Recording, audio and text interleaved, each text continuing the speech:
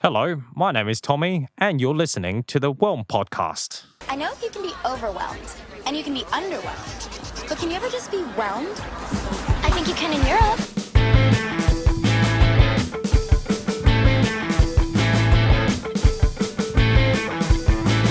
Hey, welcome back to the Whelmed podcast. Today's episode is a special interview with one of my friends, Tommy, and he is going to talk about things to do with outgrowing experiences and people, and also his part-time work experiences and his experience with managing extracurriculars alongside his studies at uni. Before we keep going with the podcast, we'd like to acknowledge that this land that we meet on today is the traditional lands of the Kaurna people and that we respect their spiritual relationship with their country. We also acknowledge the Kaurna people as the custodians of the Adelaide region and that their cultural and heritage beliefs are still as important to the living Kaurna people today. All right, so for today's episode, I've actually brought in one of my high school friends, and we haven't had a talk in a while, but it is lovely to have you in the studio today, Tommy. How are you feeling today? Feeling overwhelmed, underwhelmed, perfectly whelmed? I'd say I'm just that little bit overwhelmed at the moment, because at the moment I'm going through a few things like placements in university and things like that. But it's always great to make time to catch up with uni and high school friends, and it's great to be here today. No worries. Yeah, so you said you're going on placement. What's that for? What are you studying at uni? So I'm currently doing a Bachelor of Teaching, secondary teaching with a Bachelor of Arts at the University of Adelaide. Other unis call it Bachelor of Education, but they call it Bachelor of Teaching in this part of the world. I do not know why, but that's the way they've named it. And I'm in my fourth year, so this is where all the placements are happening. Yeah. And this is my first of two placements for the fourth year. I had 3 placements in the last 3 years, one for each year. They were mainly just observation and just kind of supervising, whereas this one I've started teaching. So that's why it is a little bit more overwhelming, because it's not just there's an extra workload, but the other fact is that you've been sitting behind a desk in front of a teacher for 12 years, and now you're standing in that position and people are looking up to you, and it is a bit of everything kind of all coming to you at once. So yeah, it is a little bit overwhelming, but in a good way, I'd have to say. Yeah, and throughout your experience of uni and just with all the COVID thing, how do you feel like learning has changed, from starting during COVID and now we've all come out of it? Has that had an impact on how you found uni life? It definitely did, because university, everyone knows that university is a place where you extend your kind of not just your academic capability, but also your social capability to make new friends, lifelong friends, and things like that. And I know that, for example, my parents' generation, when they went to uni, they made lifelong friends in uni, and they're still in contact and catch up with them on a regular basis. Not to say that I didn't make friends. I had the privilege and honor to make lots of new friends, and kept kept a lot of my high school friends in the loop. Definitely that was very challenging, as you'd understand. When we both started in the same year, COVID took off, and we literally were only about 2 weeks into uni, and then the uni just shut down and said, all right, we're doing it from home. Yeah. And I have to say, initially it was a bit of a novelty thing, that it felt like, we're going to uni, we don't have to go to uni, we're doing it from home, see how this works and try new things, because, we were very young at the time, and we thought we were curious to see how it worked. And it did work well, apart from the fact that it was very awkward when you saw everyone else's faces during Zoom classes, and one person looked like he was about to go to sleep, and the other person was still in his sweater after he went to do a workout at home or something like that. But yeah, and then not to mention all the backgrounds, of space, Golden Gate Bridge, anything you could think of. It was kind of fun, but gradually towards, I think, about 3 months in, I think the second half of the first semester, it started to really wear thin, and it just started feeling like that social detachment, which which I mean, I understand why that was the case because obviously in the public, in a pandemic, you want to make sure your health is first, in first place. So I understand why they did that, and but it didn't take away the fact that it was a bit daunting. But it was so that's why I was very glad when uni got back in the second semester and everyone got back to campus. But it was still a lot of things reliant on Zoom. For example, lectures, even some classes were held off campus and virtually, which really took away kind of participation or engagement factor in it. And the fact that it continued for the next 2 years, even though they took like, gradual steps to restore it, it still felt like, it's just like there is that sense of detachment and a lot of things were cancelled or delayed, postponed indefinitely because of COVID. And I just felt that, I'm grateful that I'm able to like be here at uni and still study, but it's just that I felt like what would have happened if we didn't have COVID, and what shenanigans would we have got up to? Like we could have done maybe a lot more activities or events than what we have gone through, and even though we're here and we've kind of pretty much gone back to normal now, it still felt like 3 years of kind of just restrictions and a bit of isolation, it definitely did not help. And if only we could turn back time, it would be I would love to see what would have happened, to see if that would have been a great way. But I'm still grateful to be here, and it's great to, be able to wrap up my studies very soon. No, that's exciting for sure. Yeah, I definitely feel that as well. Like having just like graduating and all of that, I just felt like everyone's congratulating me, but I also feel like that was such a blur because most of it was online and out of touch with all your peers and everything. I agree with that. Yeah, it just felt like, even forgetting uni like as its own, like even catch up with friends was almost like a bit of a novelty in itself in like during COVID times. And it just felt like when we look at things like, catching up for a drink or going out to this party or something like that. I mean, we had years of things like social distancing and things like that, and it just felt really awkward. I mean, it was fun to kind of start with, say, all right, you have to stay that far away from me, all right, mate? I didn't really like you, so you can stay that far away.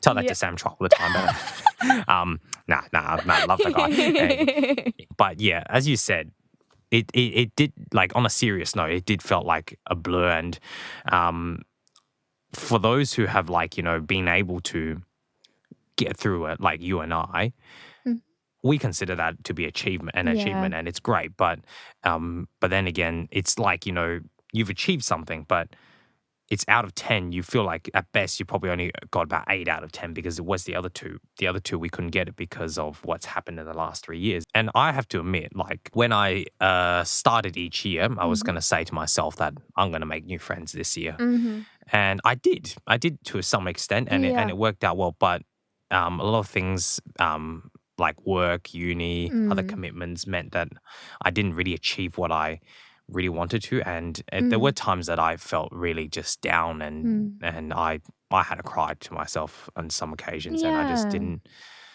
just didn't know, like, where I can go ahead with this because I see like other people, like they're with their friends. And I was thinking like, oh, I wish I could be kind of like that. Hey, you're listening to the Whelmed podcast. Hope you're feeling whelmed.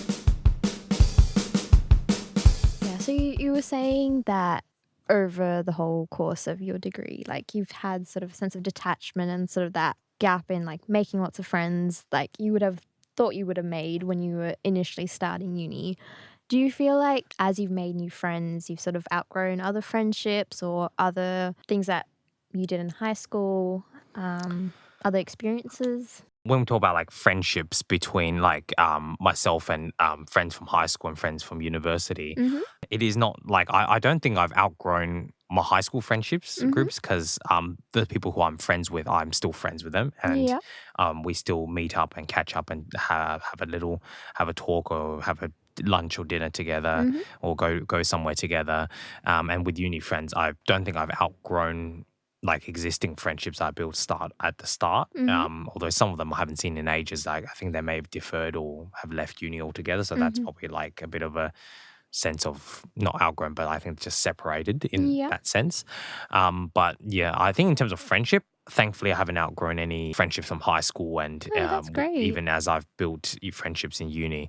But there is one aspect of friendship that I think definitely was I have outgrown, and I'm going to say it's a bit of a weird thing because during COVID, when I go to church, like we obviously had virtual church for about 4 months, so we didn't have any services. And during that time, we had classes, like social groups on Zoom, and everyone kind of like joked together and talked together. And then when we got back, we had like a coffee machine, and we had refreshments every time after the service, and then we have a Bible study afterwards, which was a great sense of community. And Yeah. one of the couples, they opened their house to us on Wednesday nights to go and do a study and to also have dinner. And that was a great time. I remember there was so much fun in that time. But then after that second round of lockdown that we had in Adelaide, that stopped. Obviously, at the beginning, it was because of capacity reasons. And then that, I think, kind of just progressed towards becoming a memory of the past. And what happened afterwards was that they were investing in a coffee service for all of the church family. So instead of just coffee for us, like because we're a group of like young adults, they wanted to open up to the entire church, which was a great initiative. But it also meant that those who were running the classes that we had were devoting their time to doing that. And we that out group just started separating. Yeah. And yeah, in that sense, I guess you could say we outgrew each other in terms of that, which is a shame because the people were really nice. It's just that unfortunately the stars did not align again after what happened during COVID, which is I feel it's a total shame. But then again, I'm still on good terms with most of them, and I think there is always that chance we could reestablish it. So, Of course. but with the uni, thankfully it's been pretty good, and I still remember most of people from high school. Do you feel that even though you've sort of outgrown that experience, that it was an important aspect of your life? Like you feel like even though that chapter's sort of closed now, like you did have a good community there? Yeah, I definitely think the community, like the people weren't bad. They were good people, and they had they wanted to do something meaningful. It's just that the things that made it kind of we outgrew each other wasn't because we started disliking each other. It was because a lot of different things made us kind of separate off our own terms, and we never gelled back together again. And I think that that is a disappointing outcome. But and just last week I was speaking to a few of them, my friends at church, and they said, we've been trying to go to that place for a while, and it just looks like a dark corner now that no one's there. And I've been finding myself going to the younger classes to help out the youth who are working in that area, and which felt a bit awkward, but especially how some of them I actually teach them at school now, totally not no bias or what you call conflict of interest, but but it felt like it was just it wasn't because we wanted to separate or go our separate paths. It was a mix of just bad timing and load of everything just came upon, and but it kind of showed me that you got friends in life. Most of them will come and go. Only the most loyal ones will stay with you for the whole journey. It's like a train journey. You've got like your friends are like those who start from the beginning and end when you get off at the destination. Whilst on the way, there'll be people coming on and coming off, and that's the way it rolls, and that's the way how I believe it. That's a really nice analogy. I've never actually heard that before. But I got it from Hayao Miyazaki. So yeah, I mean, it's We not love mine. It's not original.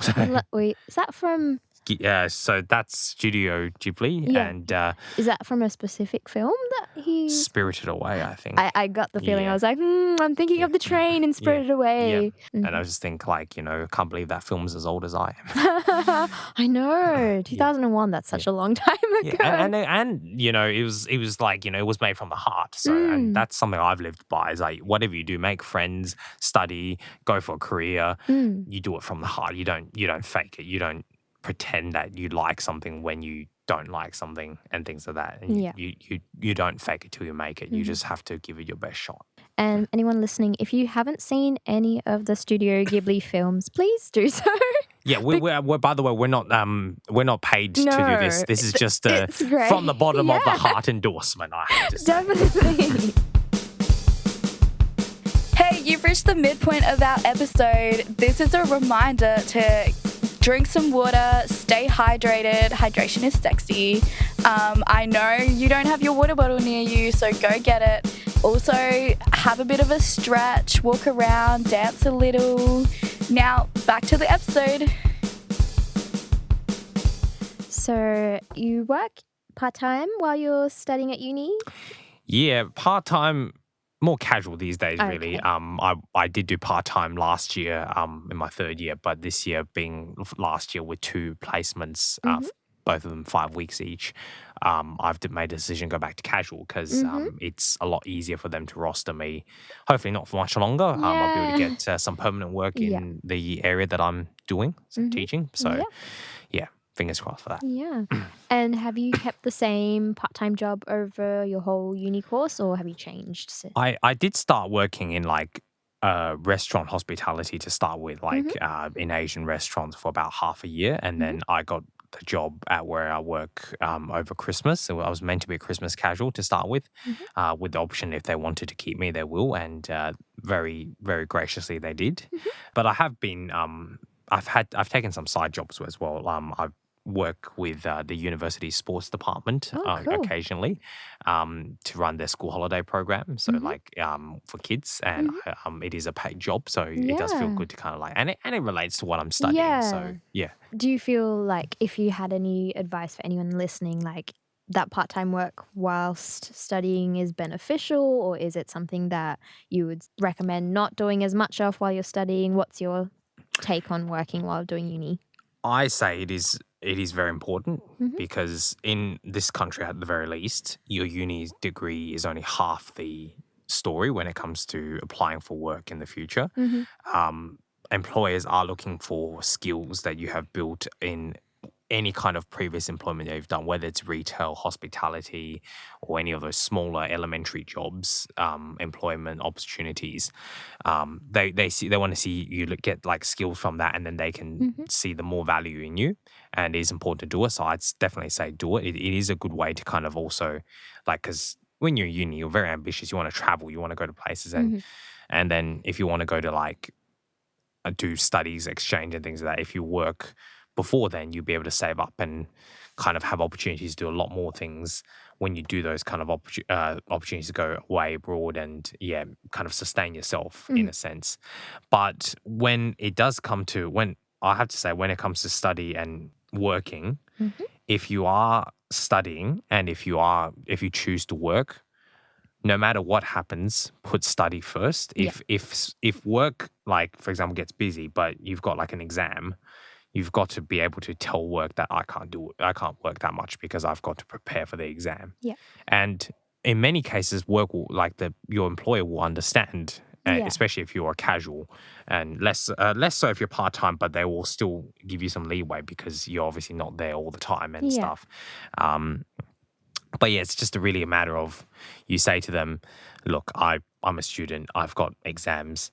And bigger employers, like, for example, like big corporations, they will understand 90% of the times, and they will make accommodations for accommodate your needs. So there's no need to worry about that in that case.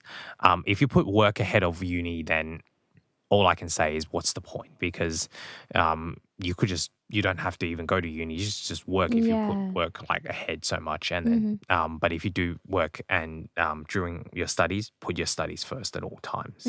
That's my tip. No, that's definitely an important thing to consider because I think when you're working, sometimes you can get so caught up in just the part-time work that you forget that actually there are assignments and things that you need to finish and get on top of. Yeah.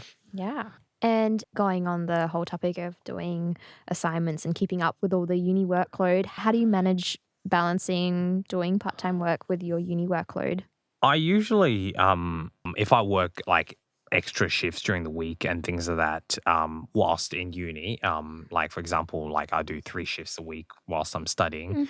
What I tend to like to do is I usually try to, and I know this won't work for everyone, but I try to usually separate the work days from uni days. So if I go to uni, on those days, on like for example Monday, Tuesday, or maybe Monday, Tuesday, Wednesday, I'll set that time to do uni work and to get as much of it like progressed or done as I can before I move to the next part of the week. Yep. Doesn't always succeed, but No, but life happens. but that's just an idea. And then when it comes to work days, I'll still do uni work outside, but it just won't be as focused because I'll be doing work mostly during the day. So, but there have been times where I've had to pivot and do work, uni work at work during my lunch break and or dinner breaks and things like that. So you have to be flexible. You have to be ready to adapt in case something happens. But otherwise, I think like the best way that I find is that if I'm doing uni on certain days, I just do uni. I don't think about work. I don't think about other things. And if I do work, try to just focus on getting the job done. And then the rest of the time, just allocate it as how you would allocate it. If you have time to do more work, if you want to do more work, you feel like you can do it, do it. If you feel like I've got to prepare for this assignment, I've got to do this, prepare for this exam, then it's your judgment, really. It really depends on the person, but I think that's like you want to space things out and try to be as organized as you can with time, but also be flexible to adapt if it doesn't end up the way. Yeah. And it goes back to what me and the other girls were discussing in our first episode about how everything once you leave high school is your decision. Like if you want to work, that's your decision. That's your decision. If you want to do uni, that's your decision. That's right. Yeah, exactly. Like you're not bound to a legal position or anything like that, unless you're in high school where you have to go to school. Yeah. You have to do these. You have to make sure you pass this so you can get out of high school.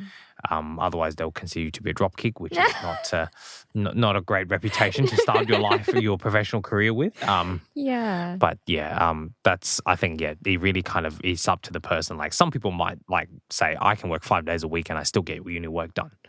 Or go to uni and things like that, and they do it, and they do a good job.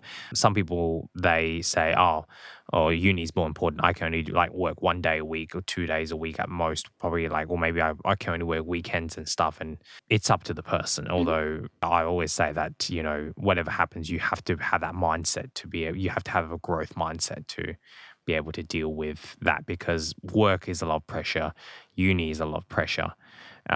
You can't take anything for granted. So over the past couple of years working part-time while doing uni, have you learned anything about yourself or anything that you would tell your younger self or any of our younger listeners who are listening to the podcast who may just be looking for work at the moment while they're going to uni or in relation to going to work at whilst doing uni, I think definitely one thing that I've learned over the years is that when you start, everyone starts off. You've got to be humble. You've got to have humility to start off with. You need to be ready to learn without trying to prove yourself or anything like that from the get-go. You need to familiarize yourself with the environment. So, for example, your boss comes and says, "All right, have you done this before?" If you have, say yes, and after that, if they give you an opportunity to demonstrate it, do so. Just do it as you usually do. Just be yourself and just, be ready to learn, be ready to adapt at the beginning. If you're a good person from the heart, your colleagues, your managers, leaders will see that in your everyday work. And that's what will also help you to move forward in your work. Then you also want to be able to be on the lookout for opportunities, whether it be leadership, management, or even like a new position, like for example, a different department. And you want to have that kind of opportunity to like see if you're interested in it. And if you're interested in it, you should go for it because chances are employers, when they see someone who says, "Oh, I can try and do this," or I'm interested to do this, they will be very happy to accommodate you, particularly if they need an extra person. If they don't, then that might be a different story. But generally speaking, you want to be able to look for new opportunities when there are opportunities, and to give it your best shot. That's the things that I would definitely say. And I don't want to like say to anyone that if you're happy with what you do at work, if you're already at work and you feel happy with what you're currently doing, keep it up. If you're not happy, or if you feel like you could do better, then keep your eyes out because any opportunity within or moving forward in a company is a great opportunity, and you never know what it's going to bring. And the more experience you have across different areas, the more chances that you'll be more employable in the future. So yeah, the key points are: be humble, be ready to learn, be candid, and always be on the lookout for opportunities. So that's my tip for anyone who's going to work. And definitely, if you want to work, don't hold back. Go and find work, because it's better for you than not. You're listening to the Whelmed podcast. You had one line. So, Tommy, you told me before you were coming into the interview that you wanted to talk about some of the extracurriculars you've been doing. So, did you want to have a little discussion about what you've been doing and how you've been, I guess, keeping on top of everything while you've been in so many different groups? Extracurriculars is something that I've been kind of on and off over the years, even back in high school. But like ever since I've left high school and moved into uni, I've tried a lot of different things. Before COVID, I was joining the tennis club to play tennis every Sunday, but obviously that didn't go too long, and we ended up not being able to do it again until I think it was late in the new year, which and unfortunately for that time for me, timing didn't work out. So that was a shame. But ever since COVID started, I've been hitting the gym to try and work out and try to make a healthier version of myself. And it does help, like, builds quite a bit of self-esteem and resilience within me, in addition to obviously getting fitter and healthier. Other things like I was doing a bit of basketball with the uni. Like I was doing essay challenge, so against the other unis, and I did that in 2021. That was one of the times I played basketball professionally for a very short period. It was only a day. But have had some opportunities to do a few layups and stuff, because I have a basketball court near where I live. So I've been doing a little bit of that in recent years. And going for bike rides is something that I really enjoy doing on a regular basis. I think I do it almost weekly, but it's just recently, I think, because I've been doing a lot of other things, so I haven't been keeping on top of that. But otherwise, I generally try to go at least once a week to do a bike ride, maybe twice a week around the places, and try through different terrains and trying to work the leg muscles a little bit. And also been doing a lot of trying to do a bit of social stuff as well. Like at uni, I'm the vice president at the moment of the education students group. So that's what we just have. It's like the societies, but we do it a little bit differently. And we've got events every year and things. I'm part of the group, that executive group that organizes it, which is quite fun. Then there is also at church, I work with what we call the Pathfinders Club, which is like a scouts group, but it's a church-based one. So there's a lot of it's integration of church spirit, there's spirituality and scout stuff in there that we as like skill building and things like that. And I used to do it in high school I did it for about almost 2 years, but I left because one, I didn't have to make too many friends, and I was in a bit of a crossroads with studying at the time. And 2 years ago, the new director at the time, who reluctantly stepped up because the other director left, he asked me, would you like to be involved? And I said with great pleasure. And he was a bit surprised, like, oh really? Well, that was easy. That was very easy to convince him to get on board. And I've been there ever since. And this year I'm the club secretary, and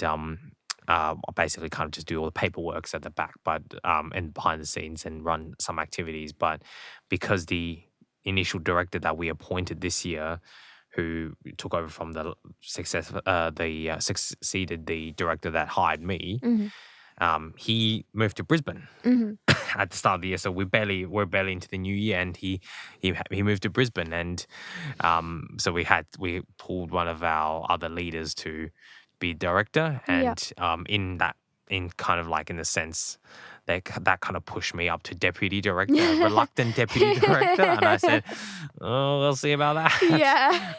But no, it's a joy to work with the young people there, because it's kids from 10 to 15 years of age, and what we do is we we want to keep them in that kind of spiritual circle, but at the same time, we also want them to have fun, build their friendships, and build skills, like, for example, how to make campfires, how to do like crafts and cooking and things like that, life skills, and also to learn about, like, you know, what the current world, like, you know, a lot of things are happening in the world and things like that. It's really something that I cherish, and I hope to, like, continue that. And even though being at uni and doing work has been a very tricky balancing act, and then add this onto the top of it, it was almost kind of like a three-way balancing act.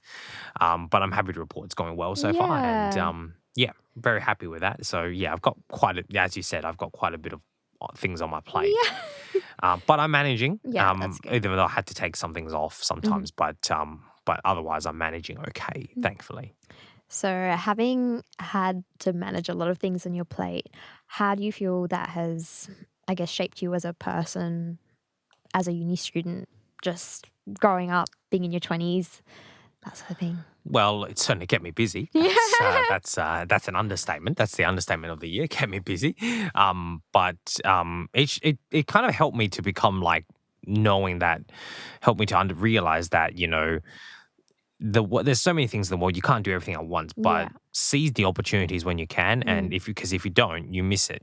That's the last train, and you miss it. You miss out on, and if you regret it later on, then that's something you live with the rest of your life. And I feel like, you know, that's something that I've taken to, that I want to just, if there's an opportunity, I just want to take it, give it my best shot, and then after that, and then if it goes well, I'll keep going with it. If I feel like it doesn't go as well, I say to myself, at least I've given it a shot. Didn't work out well, I've done it. I put that next to my name and feel like, all right, well, it's something I have attempted or I've sort of accomplished.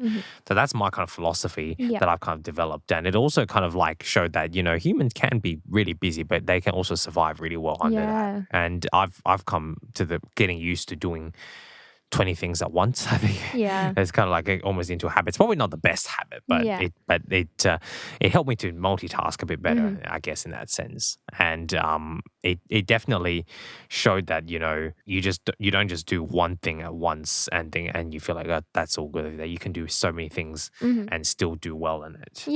But you just have to have your heart into it.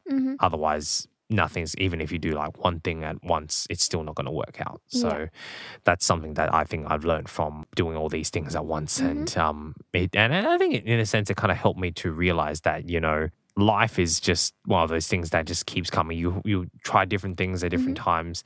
It doesn't stop for anyone.